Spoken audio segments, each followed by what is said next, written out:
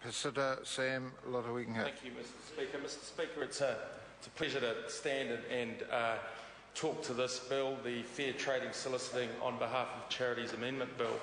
Also want to commend the member who introduced the bill, Amy Adams, as well as our committee who worked actually quite diligently on the provisions of this bill.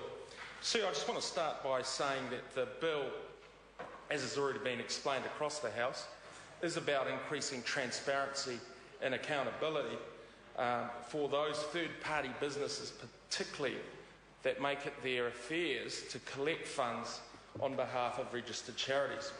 And to give you an idea, sir, about how important this part of our economy or this part of our society is, not only does it support great charities, as Ms Upston has referred to in terms of Plunket, in terms of Greenpeace, other charities, but sir, it is a billion-dollar industry. It's a billion-dollar industry supported by 25,000 registered charities across this country. And one of the issues, as has already been alluded to by members, is that people don't know how much is being given to the charity and how much is being taken by these telemarketing or these third parties. And sir, we have had cases in the past revealed by the media, thankfully, that there have been up to 75% and 90% of funds donated going to these third parties. So sir, that is 10%, and if you extrapolate that out over $1 billion, that would be $900 million going to third parties who are really not adding much value and not actually donating to charitable causes. So sir, it is a problem that many understand, and it is a problem that this bill addresses.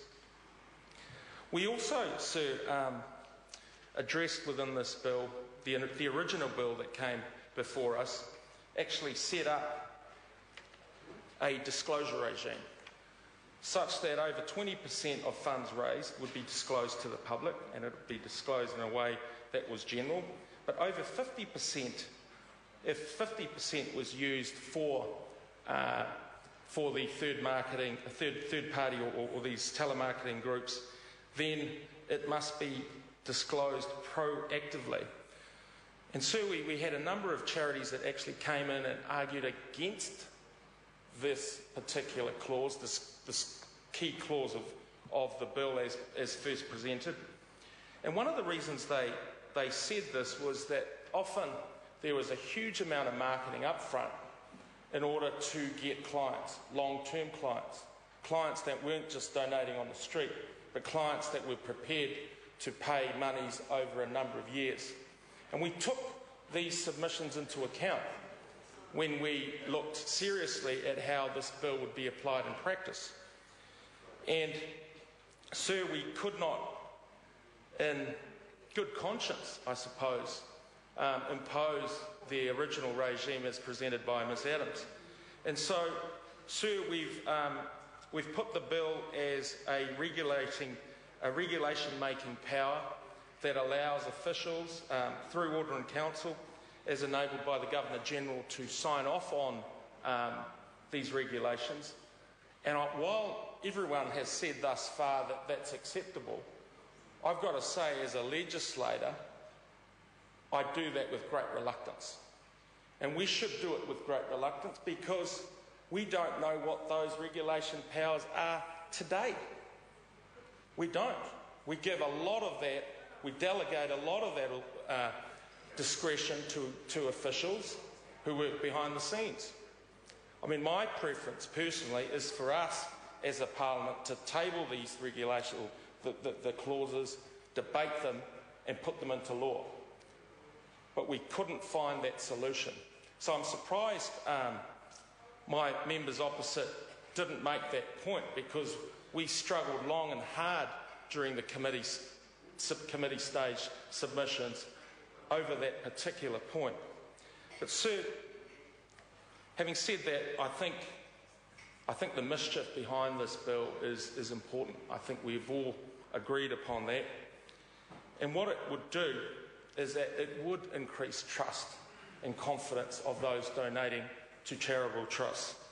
it would also discourage these opportunists who actually pray, and I know the last speaker referred to his own charity that he's on, but some of these charitable organisations are preying on the smaller organisations and taking large and substantial fees for their services.